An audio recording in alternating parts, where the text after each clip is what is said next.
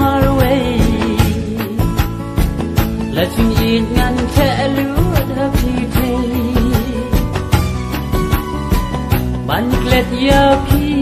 da lei lei ngam la si sa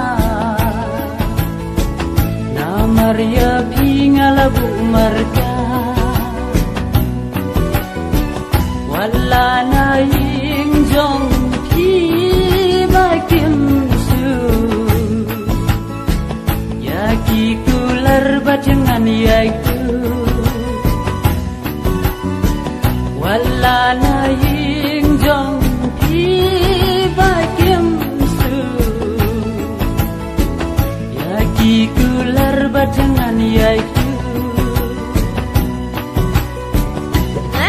Shamia, she